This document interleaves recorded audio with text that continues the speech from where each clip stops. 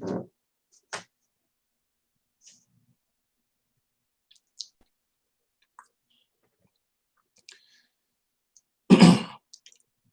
everybody.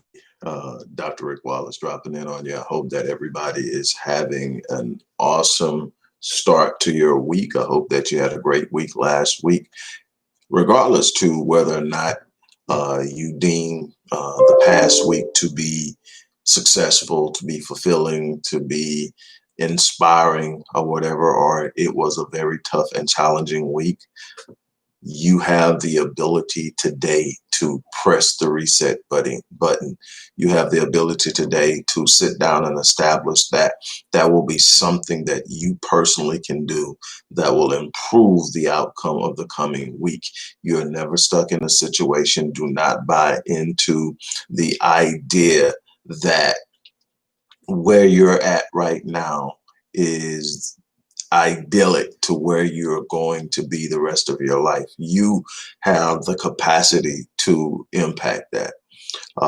Before I get into what I want to talk to you about, you guys have been hitting me up like crazy, and I've been kind of sort of just letting it come in and determining whether or not I was going to address it or not. But I'm definitely going to address this thing with Meg, the Stallion, who is a Houstonian, and Cardi B. And I'm going to try to do it from a place of reason, a place of purpose, and a place of fairness. And I'm going to do the best I can with that. But what I want to do is also remind you that we have an ongoing fundraiser. We really need your support. I'm not going to get into the details. If you know the work that we've been doing in the community, you know, and you can get behind us. If you don't, click the link, go to the site, and check out the work we've been doing. Also, book number 22 has hit the shelf. And that book is The Undoing of the African American Mind, The Introduction to Cognitive Bias Reality Syndrome. It's, I think, one of my best works. So definitely click the link, go to the site, order that. You can even get the bundle where you can get both Born in Captivity and the Undoing of the African American Mind. That's what I have to share with you now. Let's get to this whole thing. Man, I've gotten so many emails and direct messages. I've even got some text messages and phone calls from those of you who know me personally. Hello, Regina. It's good to see you on here. And also, the way that you can support the Odyssey Project is going to be listed in the description box, but it's also going to be listed throughout the super chat. Great. Now, so I'm a guy, and so everybody's like, "Hey man, what do you think about that? This new John by Cardi B and Meg Thee Stallion?" Well, number one, I'll be honest with you, I'm not a fan of either. This is not a personal assault. I happen to grow up in the hip hop era, and so I hold hip hop to a certain standard. And I'm not just talking about rap music. I'm talking about the entire hip hop culture, which has been totally corrupted, totally reappropriated, totally disrespected. So I have to be real careful when people are asking me specific questions about artists who consider themselves to be a part of hip hop, a part of rap, and how they define themselves and what I look at. And I look at so much on when it comes to the music side of things. I look for delivery. I look for substance. I look for creativity. I look for uniqueness. And what I get now is a big melting pot of everybody sounds the same. Everybody's biting off of everybody. Nobody has any uniqueness that makes them stand out. And it's more about sensationalism of how I can shock and awe you with something other than my talent. There was a time when people who were not even attempting to appeal to someone's sexuality, sensuality, or worried about whether somebody thought they were attracted. They were simply spitting on a mic and making you go, damn. That's gone. that is gone. I mean, you got a few out there. You got Kendrick Lamar, J. Cole. You got a few others that are bringing it. You know, you got the underground world killing it, but nobody's paying attention to it unless you are a truly uh, a true hip hop fan.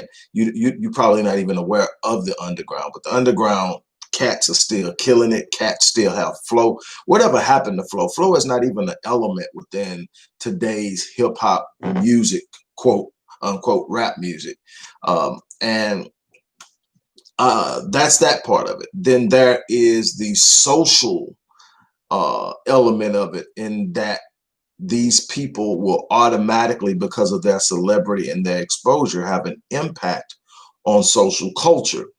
And so you got all this going on. So first of all, you know, a lot of the question was, man, you know, they just freaky, they just nasty, they just blah, blah, blah. What do you think about that? You know, they have no talent, they blah, blah, blah.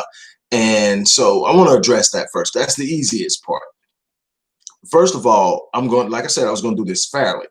So one thing that I've learned as a 53-year-old man who is right in the middle of the old folks who used to get on us about what we were doing that they never did, and me being able to get on my kids about stuff that we never did.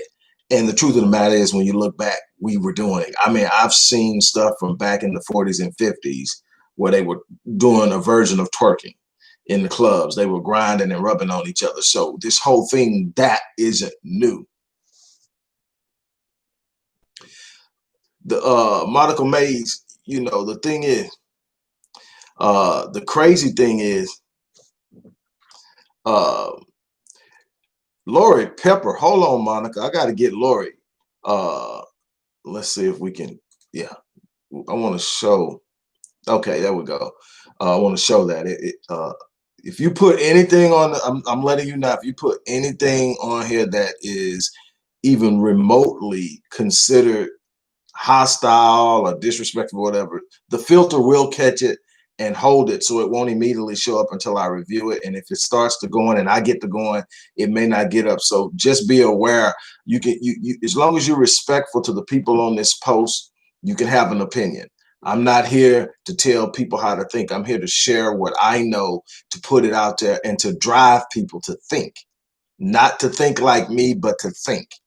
And if we get enough people just thinking independently, and no, Lori, you don't have to apologize.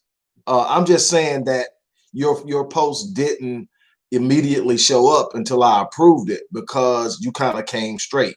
Just want to let you know that if you want to make sure it gets on, you might want to kind of filter it. But if not, put it up there. When I go back and check it, I'll make sure it gets up there, as long as it's not disrespecting anybody on the thread or disrespecting the presenter, which is me. You can have your opinion. That's not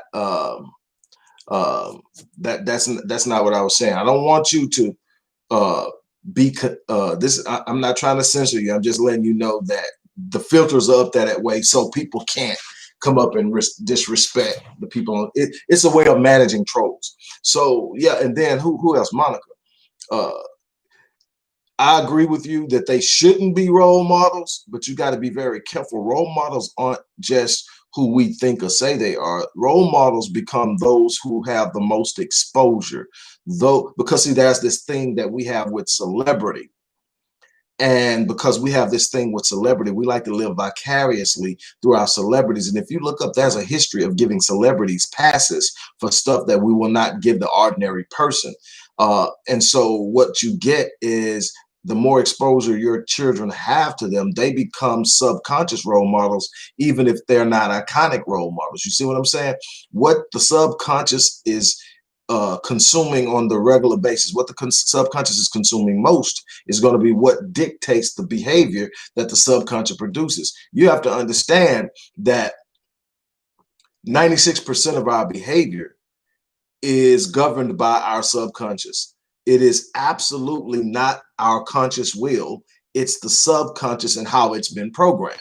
Well, the way you program your subconscious after 7 years old, you're in up until 6 or 7 years old, you're in a state of theta. You're absorbing everything. You're absorbing everything, and you're creating what are known as paradigms: how you view the world, how you view yourself in the world, what's right, what's wrong, what you can get away, what you should do, what you shouldn't do. After that, you're pretty much locked in that. You live your life based on that, unless something comes along so forceful that it changes it, or so consistently inundating that it changes. In other words, something comes along and you see it and hear it so much that it replaces an old belief, an old thought process, an old paradigm. So what we allow our children to listen to consistently will impact them. So in that way, they are role models, not because they are what we see as ideal for what we should aspire to, but because they have access more than anybody else to our children. Our children have phones now that they don't literally, unless you're sitting up just constantly on them, what they're listening to, you don't know half the time. They got the earphones in, they whatever, and that's happening. So this is one of the reasons why I decided to address it, because it's so that. So back to what I was saying initially. What you have to understand is I go back and I see this. Now, being born in the late 60s and growing up in the 70s and then coming into age in the 80s, it gives me an interesting insight, because I have seen multiple generations by this time in my life, and I've seen some consistencies that most of us don't like to admit especially when we're parenting. Okay, but there are some distinct differences that we have to be aware of, and that's what I want to talk to you about. And that's why I'm taking issue with Cardi B and Meg the Stallion and all the others out there who are selling sex ahead of talent, that are selling physical image ahead of talent. It's important to understand why. Because see, I can go back to the 70s, and that was Millie Jackson. Those of you who are old enough know who I'm talking about. Those who are not, those of you who are not might have to Google her. But in the 80s, there was Grace Jones and a number of other figures. Here's the difference between having Millie Jackson and Rick James and Prince, some people that were very, very explicit. I mean, if you ever really want to see just how freaky, but first of all, it was subliminal and it was implicit. It's just rawly outside now, explicitly stated. Just listen to Grace Jones in the 80s, Pull Up to My Bumper Baby. Listen to the words of that. Pull up to my bumper, baby, in your long black limousine. Pull up to my bumper, baby. I'll let you slide up in between. Just listen to the lyrics. Okay, so this has been going. Here's the difference, though. For every Millie Jackson, for every Grace Jones, there was a Patti LaBelle, that was a Donna Summers, that was an Anita Ward, that was Shaka Khan, that was Whitney Houston. There were all these other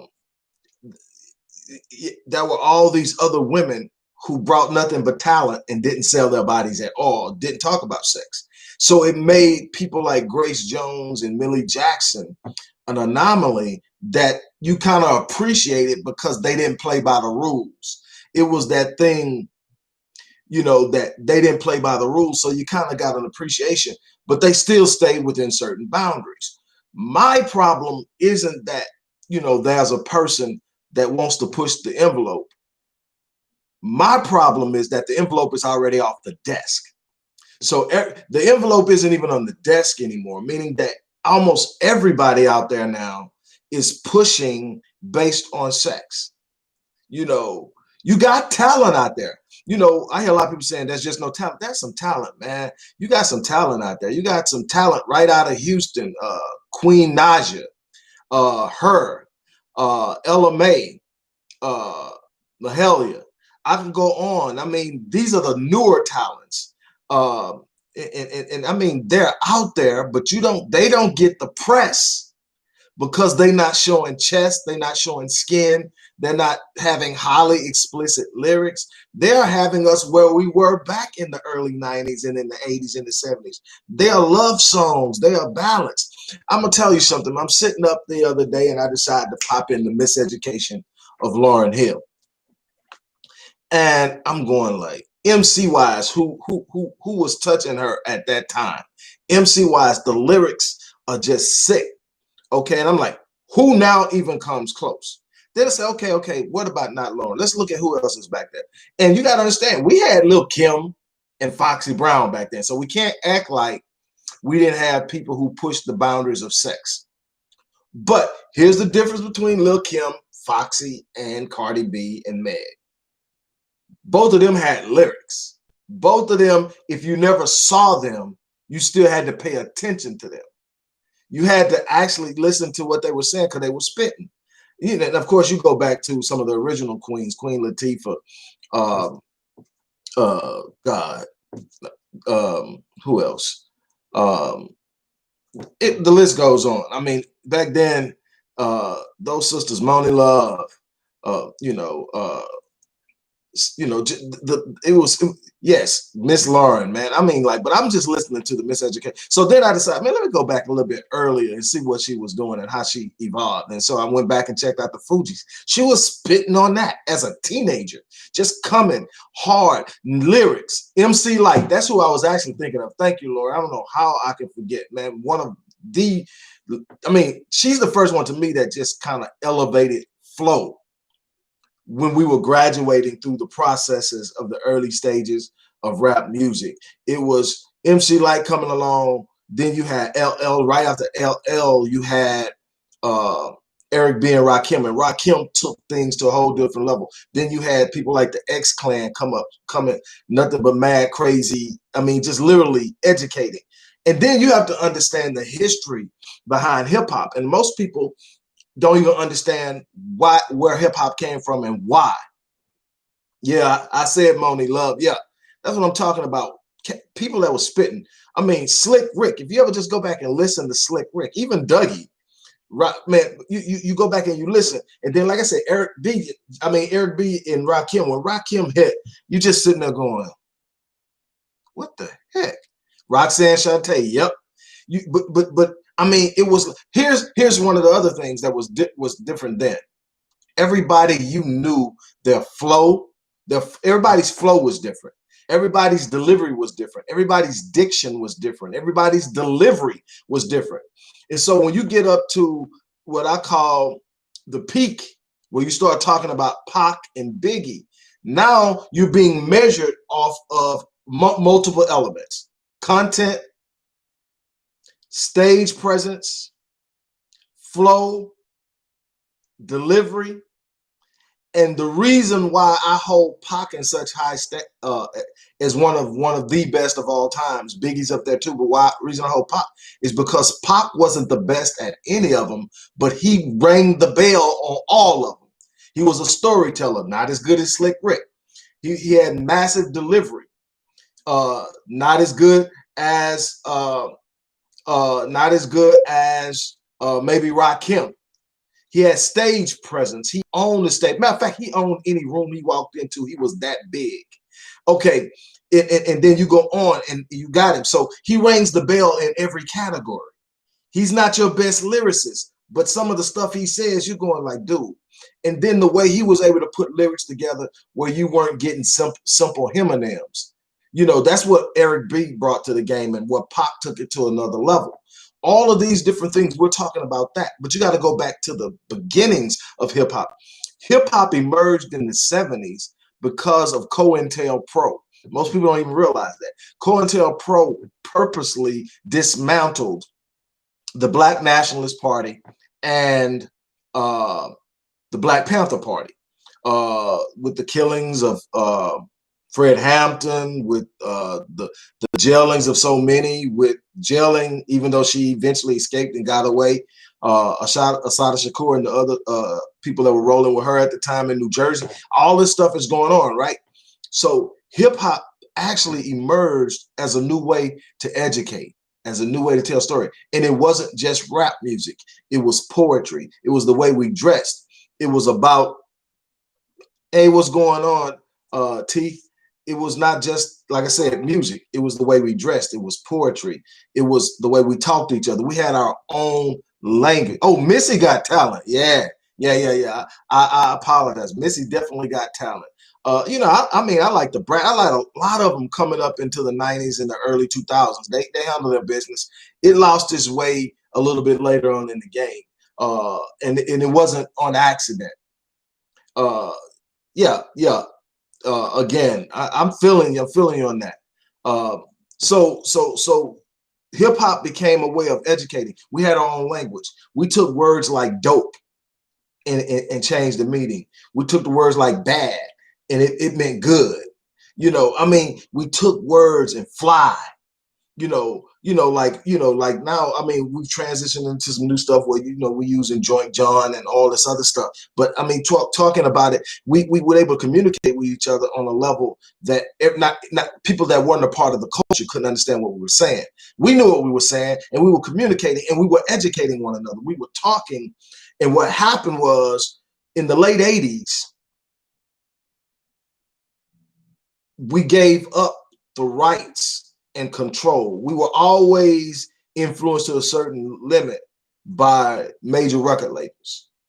Then major record labels understood the power of it because it saw a movement in the community. That was a shift in the community. That was this part in time. Well, even though they were flooding our communities with crack, we were emerging in way of knowledge. We were emerging in a way of an understanding of self. And so then the record labels came in and they started pushing gangster rap.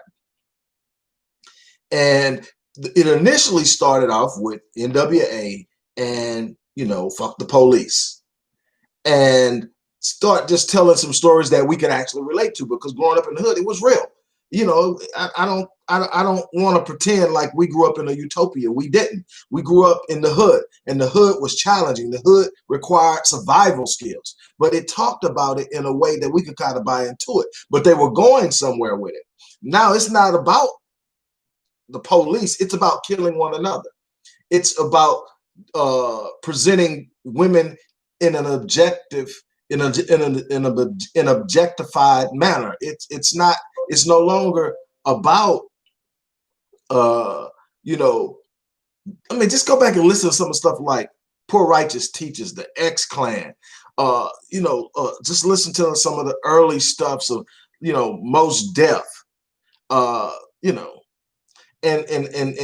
all of that, and you get it. My thing was, we turned over our culture to mainstream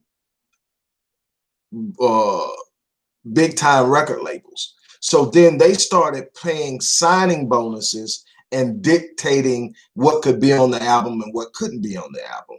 It's not an accident that we talking about Molly's and Percocets and syrup and all these other things that tear the body down, destroy the body, destroy the brain. X-Clan was way ahead of their time, man. I sit up and I listen to some of theirs literally every day, and they were way ahead of their time. They were teaching a lot of the stuff we're teaching now about our African heritage back in the early 90s. And I mean, just, let's not forget KRS-One and Boogie Down Productions. Let's not forget Public Enemy.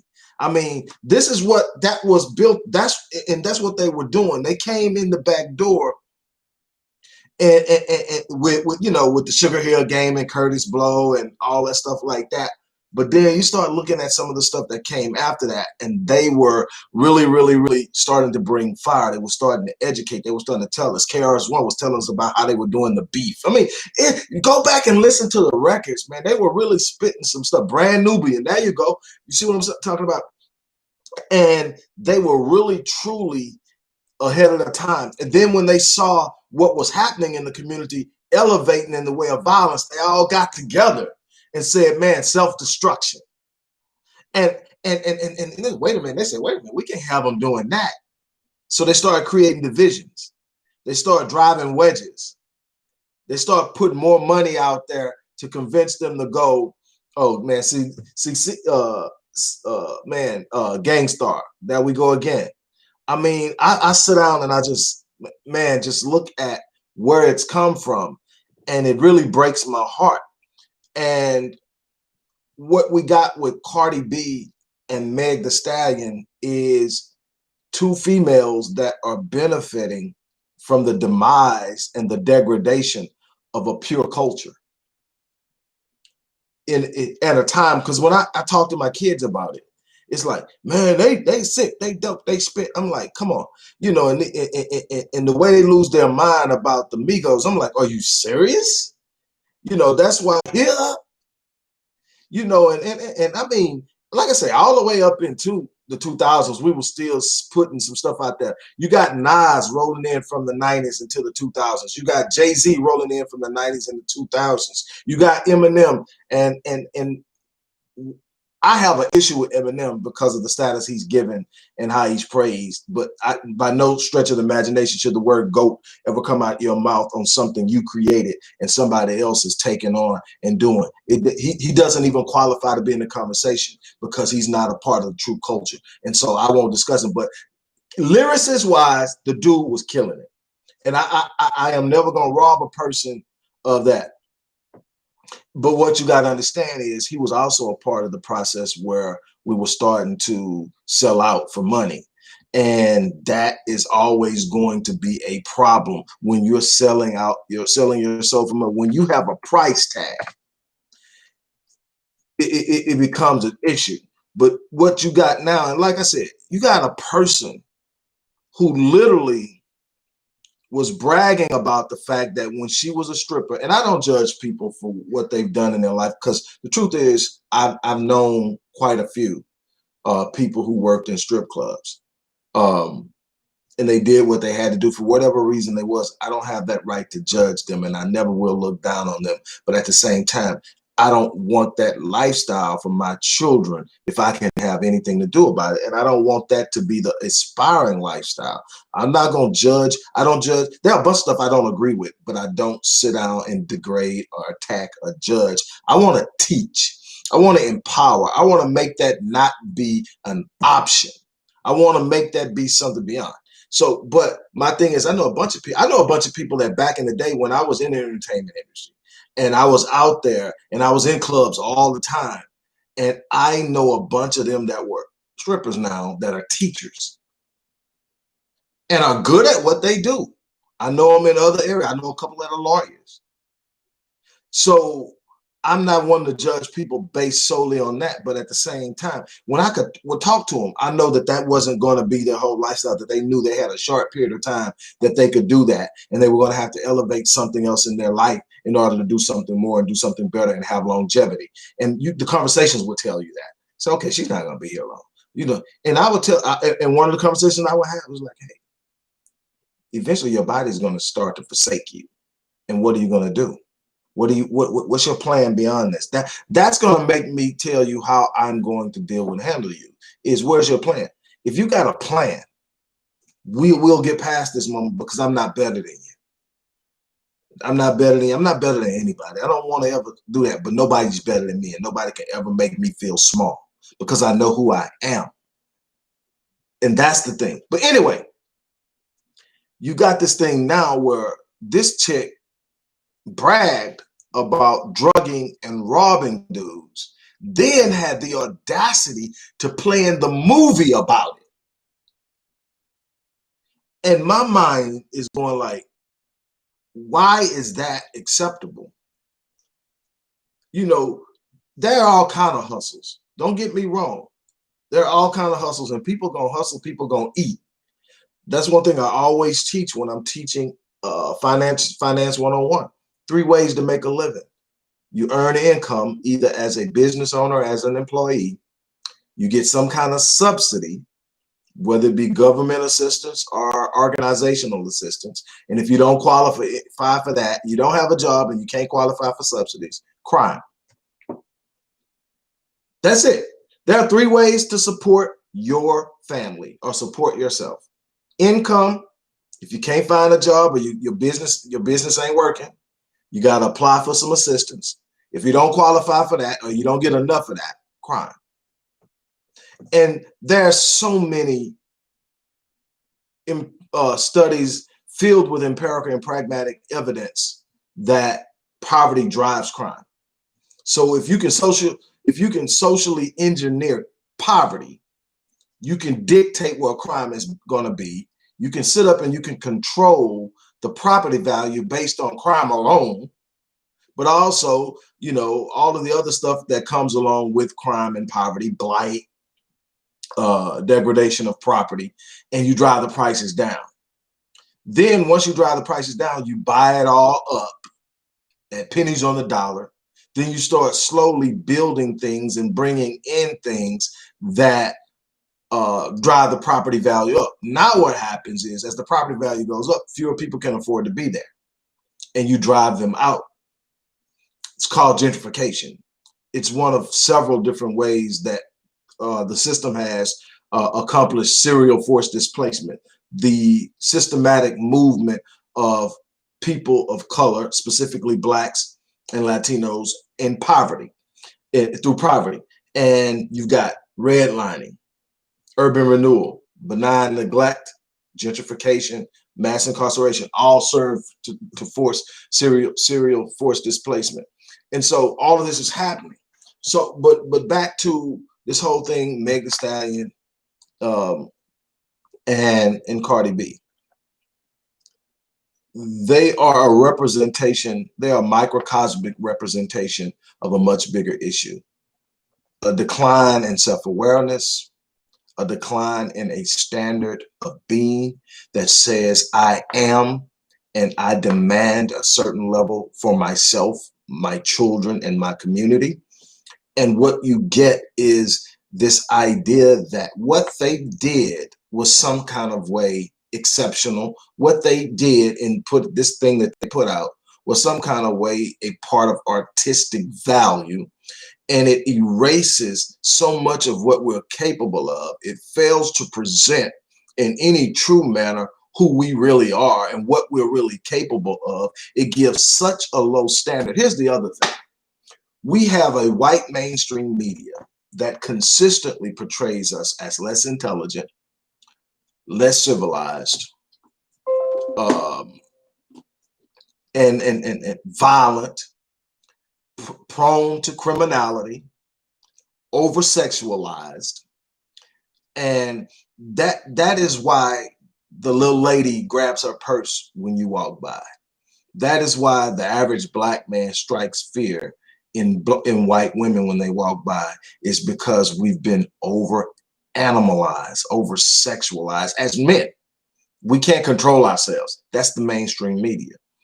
So when we have a voice or a platform in which we can literally express who we are as a race and as a culture, it behooves us to present an item, not because we're trying to convince them to accept us, but we're also trying to present a situation and a space that says we're not who you think we are. We're this. I'm not for trying to convince anybody to accept me, but you're gonna know you are up against something when you deal with me. When I speak, you're gonna know I am not what I look like. Don't let the tattoos fool you. Don't let the earrings fool you. Don't let the hoodie and the cap fool you. I'm a beast with this. You know, don't let it fool you. I'll walk in the boardroom and I'll sit down with any of them and I'll go toe to toe with them in business. I'll walk in the square of academia and I'll sit down with them, and my studies, my dissertations, my theses, all of that will stand ground with any of them. I don't have to look like you. I don't want to look like you. I don't want to be clean cut. I don't want to put on a suit every day. That's not who I am. I'm not going to tell anybody how to be them, and you're not going to tell me how to be me. But I have to know who I am before I can take that kind of stand. What we have now is everything is showing us is that all we have is that we can party. All we have is that we know how to have a good time. All we have is that we know how to throw. And I love good sensuality. I love good movement. I'm aware of the history of the way we dance. I'm aware of the history and how it travels to Africa, even when it comes to twerking. That's not sexual to me. You can sexualize it, but you live in a culture where we have sexualized and objectified women to the point that anything a woman does is being judged by her sexuality, not her brightness, not her genius, not her inner beauty, not the power that truly is within every Black woman.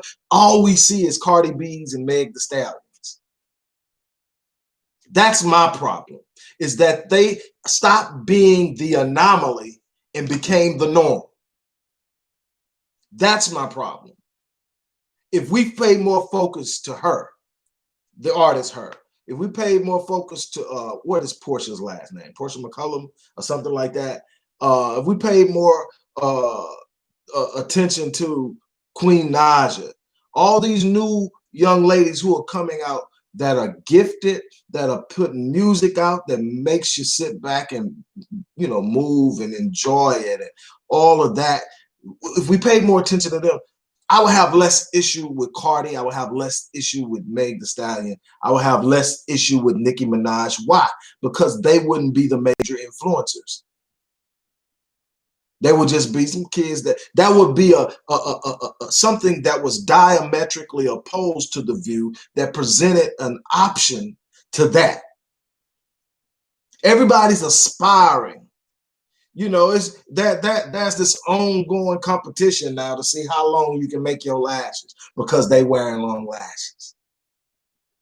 You got women, I mean, even in the industry, K. Michelle then had multiple surgeries trying to remove the damage and reconstruct her rear end from shooting up because of this over objectifications with big behinds. My thing is, God gave you what he gave you.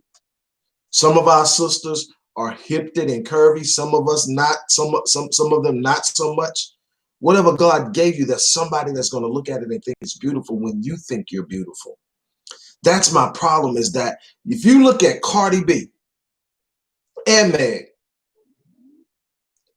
in the natural versus the made up, two totally different people, both sides.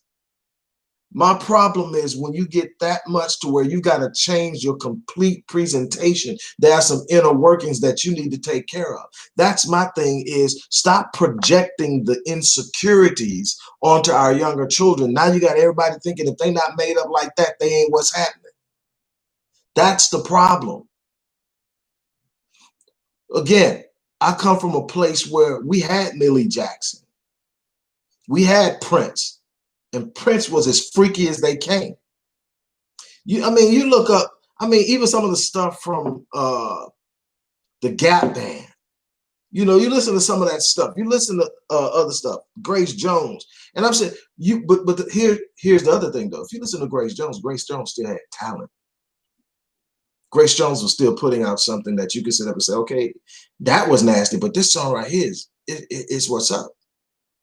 You know, back then, rappers completed a freaking sentence within 2 bars. How many times you got rappers now repeat the same line 3 or 4 times within a bar because there's really nothing to put there? And I'm like, that's the throwing thing now. We took substance out and we filled it with bull crap, and we've overemphasized the track. So now producers are where it's at, because we're going to put a banging track behind it. Nobody's going to care what you're saying, but subliminally, your subconscious is hearing it. That's what I have to teach people.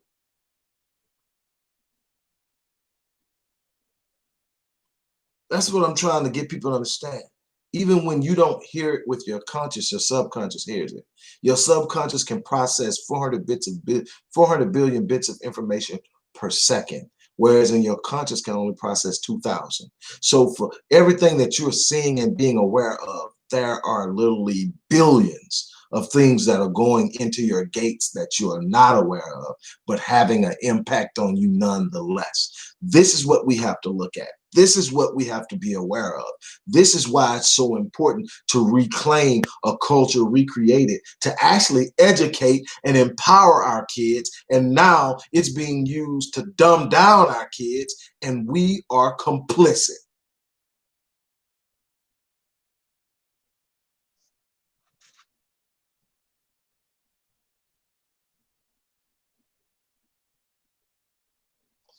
And happy nappy. Check this out. Here's what we got to do. We've got to hold anyone who devalues any woman, anything, any situation that's black, we've got to hold them accountable.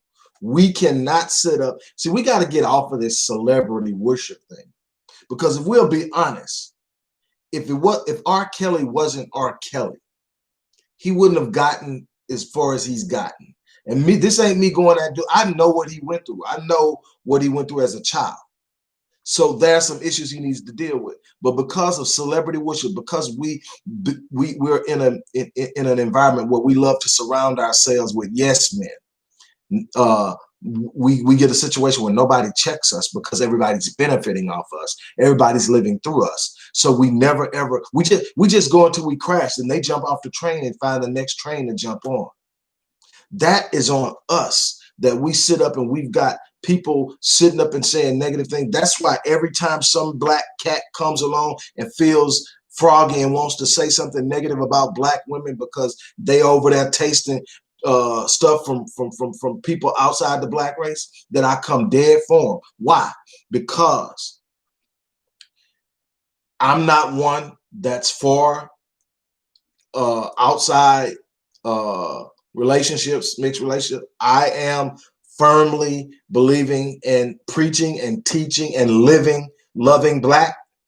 I mean, there's a time, again, former athlete, former person inside the entertainment industry, did well and had some moments and times where I wasn't married and in a relationship that I was wilding. And in all of my wilding and acting a pure ass that I'm not proud of, but I still somehow managed never to sit up and step outside of my race. I found everything that wanted to drive all those insecurities in myself that felt that I needed to be a woman. I found it in a black woman. I found every range of color. I found every range of shape. I found every range of intellectual capacity to satisfy my sapiosexualism, all of that.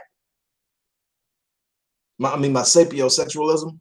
I found all of that in that. So I'm not with that. But what I will tell you is, if that's what you choose, do you. But you don't have to attack black women to justify your white one. You did that. That's you. Live with it. And you have to understand that when you go out and choose that, there are going to be some people ain't going to feel it and going to have something to say. Just deal with it. You chose it. And don't give me that thing is you can't choose who you choose who you fall in love with. That's the biggest bunch of crap I ever heard. Everybody has a standard for which they choose their mates. Nobody's going out and saying, man, I'm going to choose me somebody that, you know, that I couldn't help it. I fell in love with a dude that has cheated on all his girlfriends. I fell in love with a dude that can't stay out of prison. He's on his 8 bid, so I only get to see him every so often. You got standards. You choose. You know when somebody there are people that come in your darn gone circle all the time, or come at you and sit up and say, you know, hi, my name is, or hey, what's going on? And you look at them and something ain't about them, and you sit up and say thank you, but no thank you. So you do choose who you fall in love with. That's the biggest bunch of crap ever. Or everybody will be with people that they don't really match with. You have a type, period, and you choose within that type. So if your type is white, say your type is white, but don't sit up there and say I don't know. No, something pushed you over there, whatever it is. I'm not even getting that. This isn't what this is about. But yes, we've got to stop people. I'm saying that because somebody put about Nick Cannon devaluing black women. So I'm here to specifically say, go after anybody, hold them accountable. We are responsible for defending our value and our worth, not by yelling how valuable we are, but by what we are willing to tolerate. Your value is always what you're willing to accept. Not what you say, but what you are willing to accept.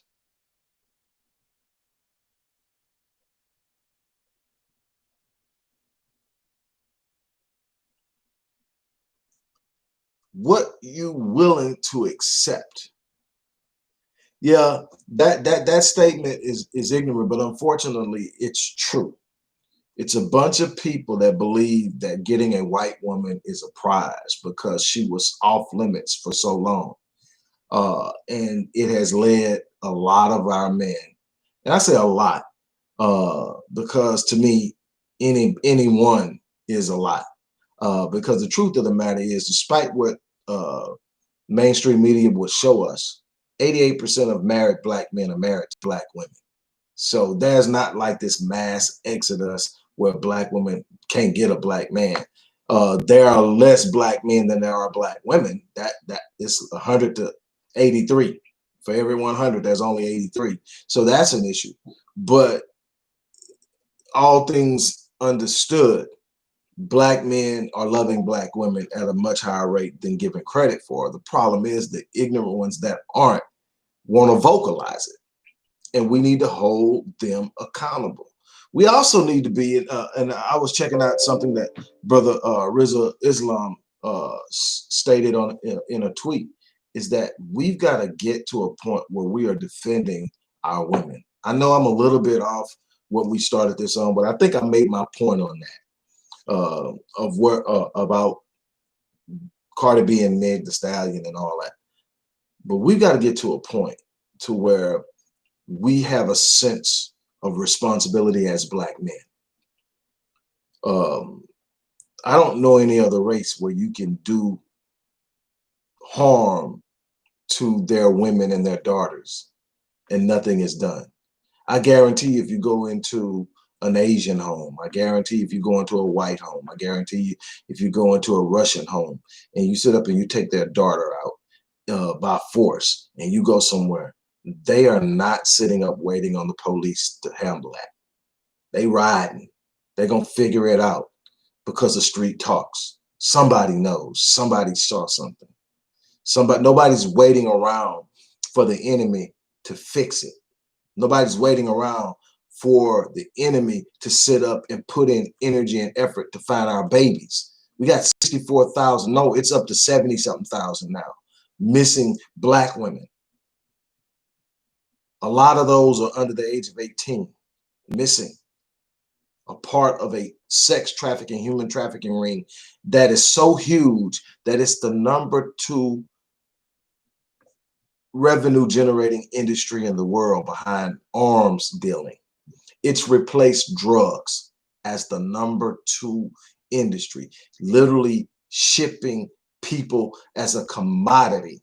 And our babies are ground zero, target #1. And we need to send a message. If you come in our hood and touch ours, we will touch you. All this other stuff, we're going to call the police. I ain't calling shit. You touch my daughter, they going to call the police because I touched you. That's something that we have got to get in our heads. That is something that we've got to get in our heads. We've got to sit up and understand it's nobody's responsibility to protect our women but ours. And they don't have to be perfect to be protected. Yes, there's a lot of issues that our women have, but you got to ask yourself, where did those issues come from? What have they been through in order to have those issues? I'm not about giving them a pass. This isn't what this is about. This is about the fact that I don't care what, I'm going to protect mine. I'm not going to sit up and say, well, you know, she was acting fast. So, you know, you touch my daughter, I'm going to do everything I can to remove you from this planet. I'm going to do everything in my power to remove you from this planet. Everybody knows. No, everybody that knows me knows. I've done everything I can to not be the person I grew up as in the hood. I was always good in school, but also people also knew. If you don't bother him, he's not going to bother you. But if you bother him, he's going to take it as far as he possibly can. I'm not trying to sit up and play with nobody. If you bother me, I'm going to touch you. You're going to feel me. And that's the one thing that I've always taught my babies. If somebody bother you, let daddy know, and I got it from there. My son-in-laws know, no problems, because I'm going to come for you. I don't care what she did, I'm coming for you. Period. And that's the mindset that Black men have to have about women in our community. And Marion, my wife, will tell you that it doesn't just extend to her and my daughters. I have ridden by and seen a couple getting into it, and the guy was appeared a little aggressive. He wasn't putting his hands on her, but he's a little too aggressive behavior for me for a guy dealing with a woman. I'd stop, turn around. And Mary's like, baby, no. And I understand that it's a couple of brothers that lost their life trying to stand up and defend. Hey, it is what it is. Like Martin Luther King said, if a man don't have something for which he's willing to die, he ain't fit to live. Too many motherfuckers, excuse me, but too many motherfuckers around here scared to die. So you can't even live because you're scared to die. You can't be who you were designed to be as a man because you're scared to die. Shit, I was born dying. What I will not die as is a coward. So when you come for mine, please understand it comes with a price. And that's what we have to teach our young Black boys. Your growth in testosterone starting at about 10, 11, 12 years old has nothing to do with you being violent towards one another. Has nothing to do with being aggressive and violent towards females. It's meant for you to stand guard over your community, to stand guard over your women and over your sisters and over your mom. It's meant for you to have enough aggression that you don't fear the outcome of defending what you were designed to defend. It's time to stop acting like cowards, except for when we're attacking one another. So the summary of what I have to say here today is that bull crap Cardi B and men put out trash. Just like most of the stuff that they got out trying to sell us as hip-hop trash. And the way that we are acting towards one another in our own communities, trash. That's why you see me pushing Black Men Lead, because the first principle of Black manhood that we teach is that the Black man does no harm to the Black woman.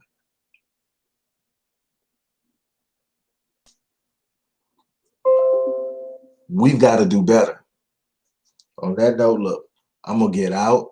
Like I said, I've shared with you several times on here. But you can always go, no matter if you're watching this on the live or if you're going to watch the replays of it, you can always go to the description box, and it's always a way that you can give there. My thing is we have to truly stand strong and firm on who we are, what we are, and where we're going. All of this stuff that they're pushing on us cannot be absorbed by us. It has never done us well. We are 155 years removed from chattel slavery officially, even though we know it never really ended. But we are 100 years removed where we've had freedom to move around, and we've gained no ground. It's not because we don't have the capacity. It's because we keep taking what they're throwing at us, and we keep thinking some kind of way it's going to benefit us. You can't take an Afrocentric nature and implant it in a Eurocentric notion and get the full capacity of what was meant to be an Afrocentric reproduction.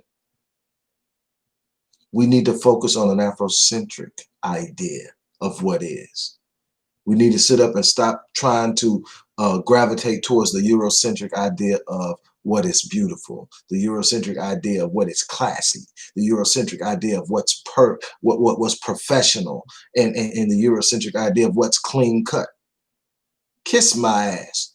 I'm a man born out of the descendant loins of Africa, and hey, I'm who I am. I'm gonna be me. I don't want nobody else to be like me because I'm the only me. But I'm not gonna sit down and let you try to tell me that because I don't wear this, because I don't shave this, because I keep this, that I can't be everything that I can be. I'm a beast where I'm at, and nobody can take that away from me. My thing is this: we've got to start teaching our kids. Be you. Be the you that is in your design. Be the best you that you could ever be, and the world can't touch you. The world can touch you now because it's got you trying to be something you're not. It's got you measuring yourself against a Eurocentric standard you were never designed to walk in the first place. Start loving our Black women. Shit. Stop trying to sit up and force somebody to aspire to something they were never meant to aspire. Stop holding them to that standard. The first time you see a black person get out of the status quo, everybody want to get them back in line. Shit, not me. So that's what I'm going to demand of you guys. That's what I'm going to challenge you guys to do. Start respecting and loving our people. I got to get out of here. I'm going to get in trouble because I got somewhere to go. But I wasn't supposed to go this long. If something fly here and hit me, it's because I done went over and baby telling me we got to run an errand. So I'm going to get off here. I absolutely love you guys, but that's my take on the whole Megan thing. That's my take on loving black women, and I'm out of here. Peace. I knew you was going to be coming. Sorry, I should have been on. Yeah, I know.